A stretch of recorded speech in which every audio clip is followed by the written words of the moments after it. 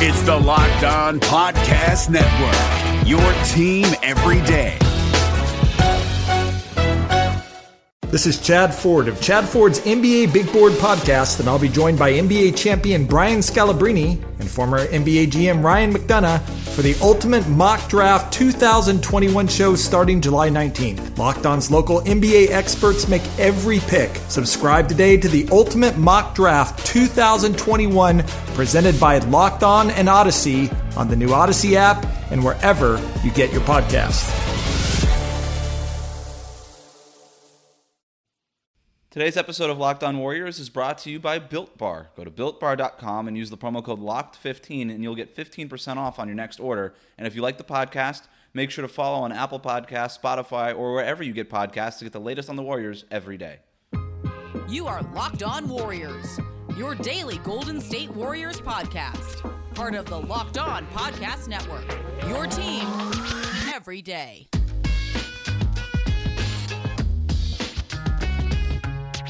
All right, it's Locked On Warriors on a Monday. I'm Wes Goldberg, Warriors beat writer for the Mercury News, opening up the mailbag today. I've got questions about Kelly Oubre's future and trade value, Jordan Poole's role going forward, and then, of course, some trade targets. But we will get to all of that in a moment. Before we do that, I wanted to give you a sneak peek of what we have planned for this week, because it's a big week. It's trade deadline week. The deadline is this Thursday, so most of this week will be dedicated to that. Tomorrow, I'll have a trade negotiation episode with Locked On Magic. I'm hoping to get on the phone with Locked On Hawks as well to do a trade conversation with them, so TBD on that. I'll have a recap of Tuesday night's game against the Sixers for Wednesday morning, but I'll also be going live on the Locker Room app at 1 p.m. Pacific time to talk about all things trade deadline before the deadline on Thursday. And then on Friday, I'll have a wrap-up and analysis of everything that went down at the Thursday deadline. So subscribe for trade deadline talk all week long here on Locked On Warriors. Now, let's do what we usually do here on a Monday, or try to do on Mondays, and get to the mailbag. And this first question comes from a mid-level exception on Twitter, who writes in, what do you read into the interest in Bogdanovich, given that Golden State in the Kerr era has prioritized almost everything else more than shooting? It seems like the front office is starting to accept that you need more firepower in today's NBA, even with Steph and Clay. So here's what I make about the Bogdanovich stuff. And so on Monday morning, The Athletic reported that the Warriors have at least shown some interest in Hawks guard Bogdan Bogdanovich. And yeah, he's a good three-point shooter, definitely a knockdown three-point shooter. The idea would be to swap Kelly Oubre for him, and I think Bogdanovich is a more consistent, more reliable three-point shooter than Oubre is.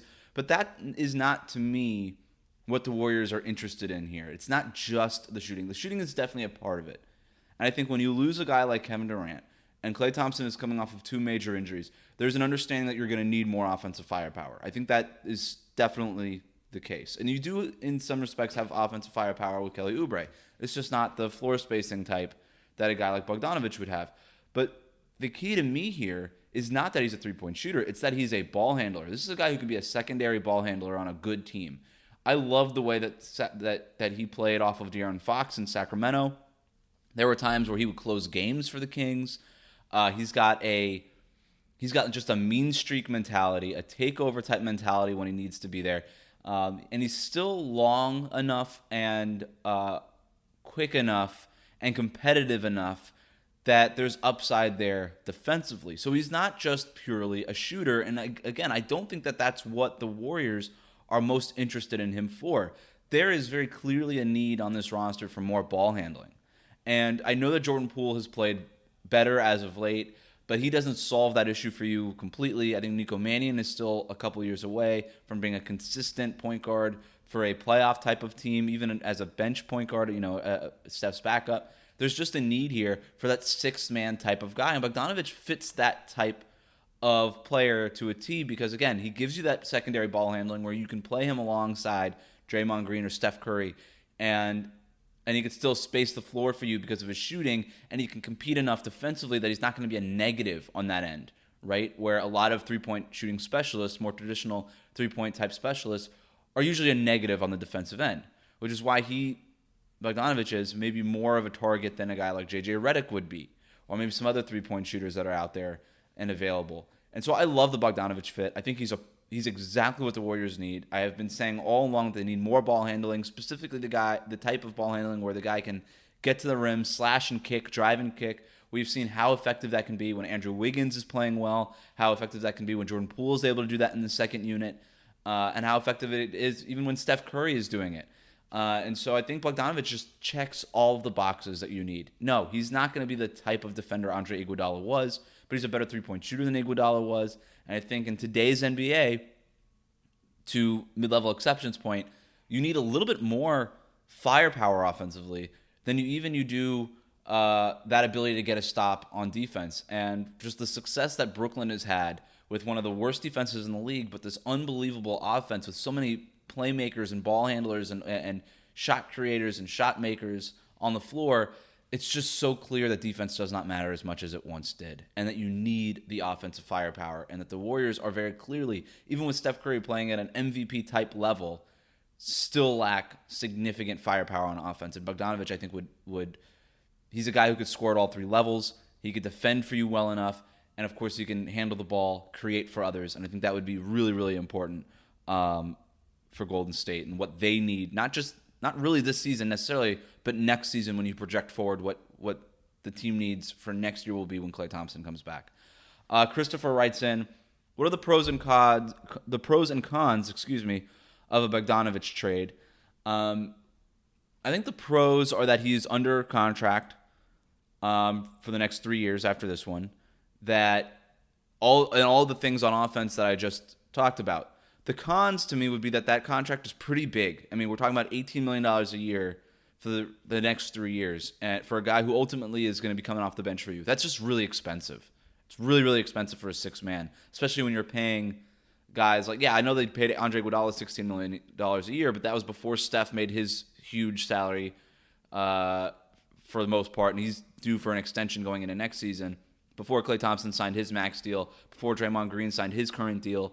And so it's just a little bit more expensive. Now, that's not a con for me, but it is something that Joe Lacob and the ownership group and the front office would just have to consider when you think about maybe bringing in a guy like Bogdanovic. Not to say that it wouldn't happen, but that would just be a con that I think about. The other thing, too, would be he just really hasn't done it in a playoff level. I think all the things that we talk about look good in the regular season. He's looked good for Sacramento, hasn't really played all that much for Atlanta, so you worry maybe there's some injury stuff there. I wouldn't make too much about it, though. But can he do that at a playoff level? Is he proven? Is he really experienced enough to do it at the highest level where you need him to do it? Now, again, that would not keep me from trading a guy like Kelly Oubre for him, because we don't know if Oubre can do that, right? So the same question about Oubre, same thing with Bogdanovic. So not necessarily a con, but that would be it. And just, I think, moreover, the opportunity cost. Do you think you can use Oubre to go get a better player than Bogdanovic? I don't know. To me, it wouldn't be a con about Bogdanovic per se, because I think he'd be a really clean, ideal fit for what the Warriors are looking for if they'd be willing to spend that kind of money. But you're not going to trade the Minnesota pick for Bogdanovic. You're not going to move all of your assets. I think you would try to find a way that you can trade Oubre and maybe another bit player like Eric Pascal or something like that. I don't know. I don't know what the Hawks would be looking for. That's one of the reasons why I'm trying to get on this trade call with Brad Rowland, who's the host of Locked on Hawks, to get their perspective of it. But as long as it didn't cost you a ton of assets, right? Because you're the Warriors, you have Oubre, some minor salaries that you could stack up to get to Bogdanovic's money, and then you have, I think, 3 future second-round picks that you can trade. You can't really move any of your own first-round picks, and like I said, you're not going to move the Minnesota pick for Bogdanovic. So could you do it with Oubre and second-round picks? That, to me, would be the question. Christopher also asks, Brett, who's the best draft choice fit for this current roster? I have lobbied that the Warriors should trade the Minnesota pick for something. I think if you're able to move Oubre and the Minnesota pick, your 2 main assets, and get 2 rotation players, your 6th and 7th men, your Andre Iguodala and Sean Livingston, the next versions of those guys, if you could do that with the Oubre asset and the second round and this Minnesota pick, then I think that's a win. If you can basically solve both of those needs and you're able to keep Wiseman in the process so that you do have a bridge for your future, that to me would be a big win. But as far as draft choices, I think Jalen Suggs out of Gonzaga would be the guy. And if you're not watching him in March Madness, you should. Cade Cunningham looked really good. Oklahoma State, was knocked out, but he's probably going to go number 1. I don't see him being there for the Warriors because it's top 3 protected, so they can only have this pick if it falls at 4 or 5. I don't know that Jalen Suggs is going to be there, but he is the most NBA-ready prospect that we're talking about as far as these top guys. All right, I've got other questions about Bogdanovich, a question about Aaron Gordon and Jordan Poole's future, but first, let's talk about Theragun. Don't let the stress of daily life weigh on your body, whether you're an elite athlete or someone like me just trying to make it through the day tension-free. Theragun can help. Theragun is the handheld percussion therapy device that releases your deepest muscle tension using a scientifically calibrated combo of depth, speed, and power, and it's as quiet as an electric toothbrush.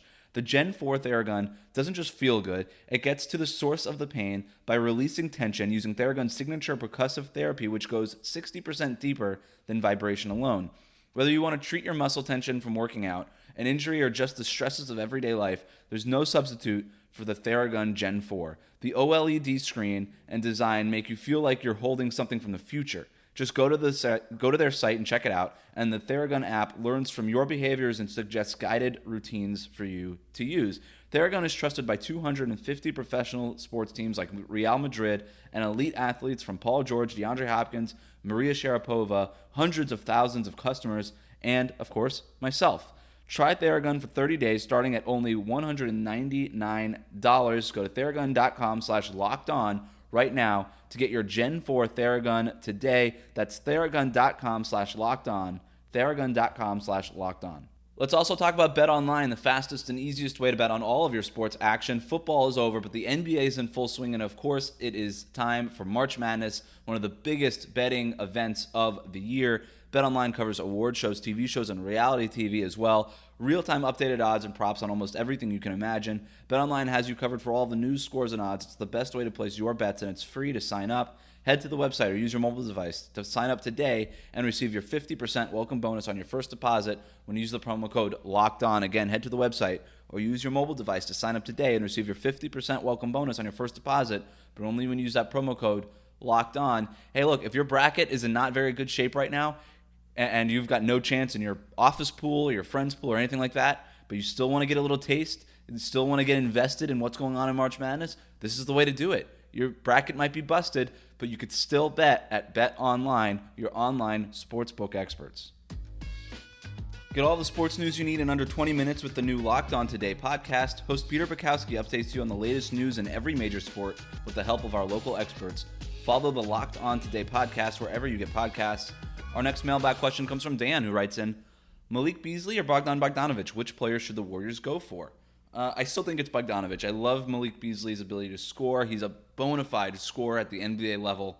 Can really be a dynamic presence for you on offense, but just doesn't give you enough defensively. Doesn't give you enough as a ball handler, especially compared to a guy like Bogdanovich. So to me, definitely Bogdanovich over Malik Beasley. Look beyond just the scoring numbers. Look beyond just what they can do on the offensive end, and think more about what these guys can do next season when Klay Thompson comes back and what this team needs. And this team really does need more ball handling, I promise. Everybody talks about the three-point shooting and scoring in general. This team needs ball handling because that is what's going to help unlock this offense and get it from one of the worst 10 offenses in the league to one of the best, because you're going to have shooting with Steph and Klay Thompson, right? And you're going to have scoring from other places on the roster. But ball handling is going to unlock this offense more than just raw scoring numbers, points per game, even shooting. You need an element of shooting, no doubt. You can't just have non-shooters on the floor, especially if you're going to play Draymond Green and James Wiseman a ton of minutes, right? Not that James Wiseman's a non-shooter, but he's still a center. You need shooting from other positions. But more than anything, you need ball handling, basketball IQ, basketball feel, guys who can get the offensive gears moving, especially in the half court where the Warriors have struggled this year. Ozzy Miranda writes in, how can we get Aaron Gordon? What would it take, and is it worth it? I'm going to use this question to tease tomorrow's episode. It's a Locked On Magic crossover where we go in depth on Aaron Gordon, his fit with the Warriors, and what that trade call might sound like. This is a mock trade negotiation. We do come to a conclusion about what it would take for the Warriors to get Aaron Gordon and where the Warriors might draw the line in an Aaron Gordon deal. Plus, as a bonus, we do have some trade talks about Nikola Vucevic as well. So make sure you listen to tomorrow's episode. a crossover between Locked On Warriors and Locked On Magic. It should be up first thing in the morning.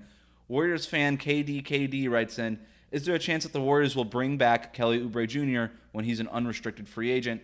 I think there is, right? And that to me is a big question about what the Warriors need to do between now and the trade deadline. I think that there is a belief that they could still bring back Oubre. They're gonna be able to pay him whatever it is that he gets on the open market. He'll be an unrestricted free agent, but they'll have his rights. They'll have his bird rights. And there's I think the general feeling is that he's going to command somewhere around 4 years, $20 million a year. So 4 years, $80 million contract.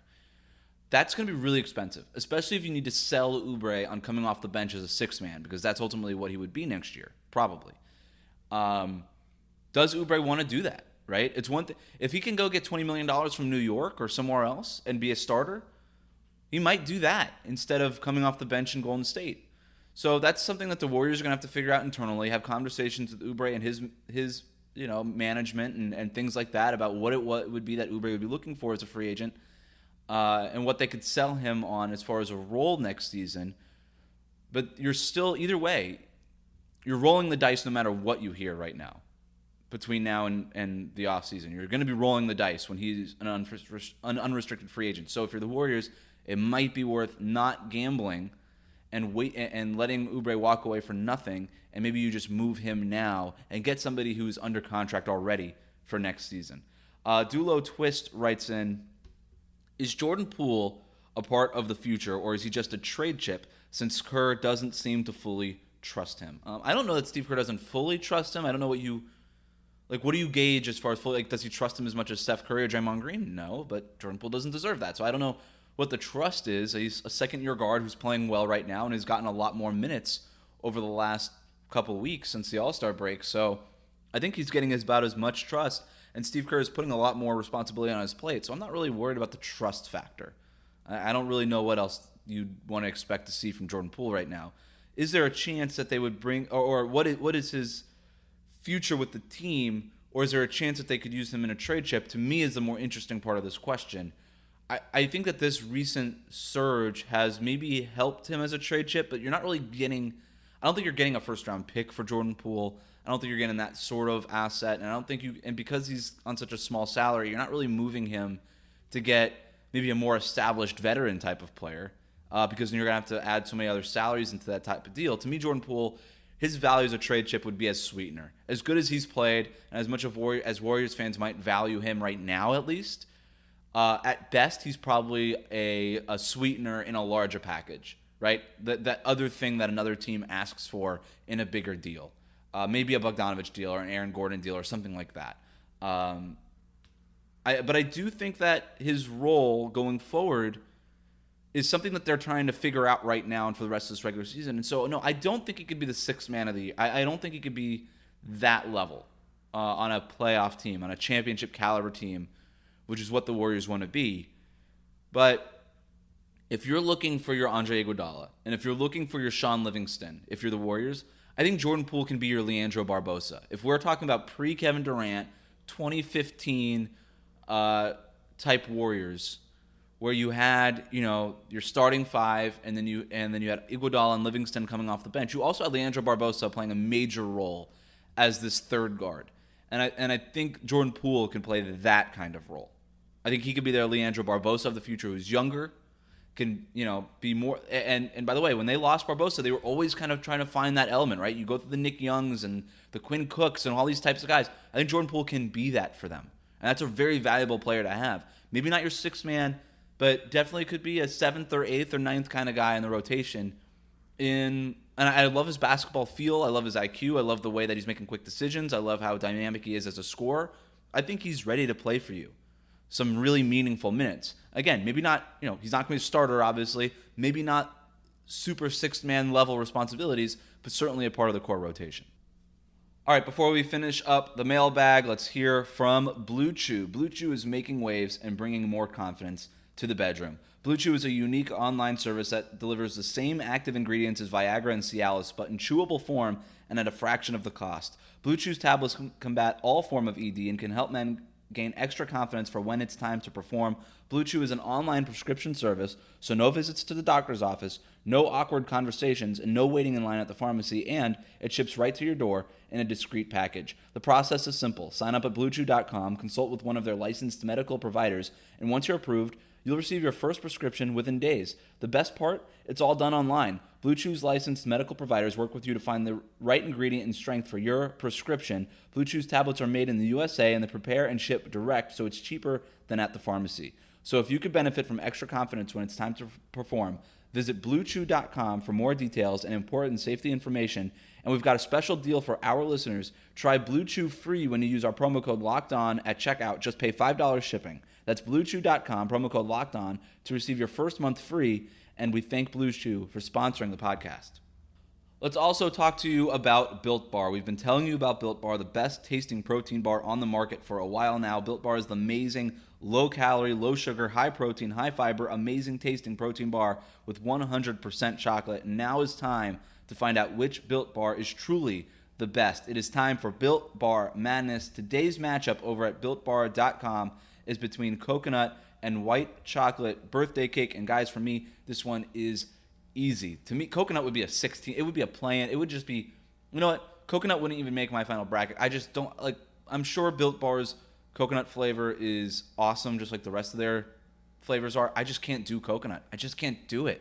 All right, I don't like Almond Joys. I don't like coconut flavored things. I just like coconut flavored cakes and just coconut desserts. None of that. I don't like any of that stuff. So I'm not even touching the coconut thing. The white chocolate birthday cake flavor is solid. It wouldn't be my number 1 seed, but I think it's definitely solid. Definitely solid. I'm not a big birthday cake flavor guy in general either, but or really a white chocolate person. But between these two, I'm going with white chocolate birthday cake, and I have a feeling whoever white chocolate birthday cake goes up against in the next round, it'll probably be knocked out. So white chocolate birthday cake moves on for me just because out of default, because I'm just not touching coconut stuff. I'm not touching coconut. I love. There's other 1 seeds in this bracket for me that I have going much further. But you can go ahead and vote at BuiltBar.com or go to bar_built on Twitter. Remember to use that promo code LOCKED15 to get 15% off on your next order. That's LOCKED15 to get 15% off on your next order at BuiltBar.com. And check back to see who won today's matchup and who will become the best tasting protein bar. Get more analysis on the top prospects available in this year's NBA Draft with the Locked On NBA Draft podcast, scouting reports, draft rumors, mock drafts, and full coverage of March Madness 4 days a week from credentialed draft experts. Subscribe today and follow Locked On NBA Draft. All right, wrapping up the mailbag today on a Monday, Jason writes in, is there a legitimate chance the front office trades Wiseman and the Minnesota pick if it gets us Vucevic?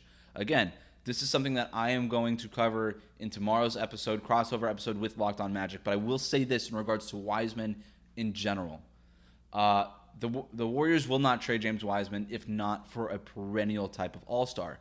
And Nikola Vucevic is an interesting test case for that, right? Because technically, Vucevic is a multiple type all-star, right? He's made the all-star game in the last 2 years, but he's done it in a weaker Eastern Conference, and he was kind of the last guy in each of those seasons. So if you're the Warriors, do you really value Vucevic, even though technically he is a multiple-time all-star, as a multiple all-star? We talk about this line of demarcation for what's the best player you would be willing to trade James Wiseman for if you're the Warriors. And Vucevic has got to be really close to that line. He's got to be really close. Guys like him and Zach LaVine, guys who are really close to that line, not a perfect fit, maybe a little bit overpaid or a risk of being overpaid, not superstar potential, but certainly, multiple all-star type of guy. Would you be willing to come off of Wiseman with his unlimited upside, right? Up and down rookie season notwithstanding. His upside is, you're not putting a ceiling on it right now.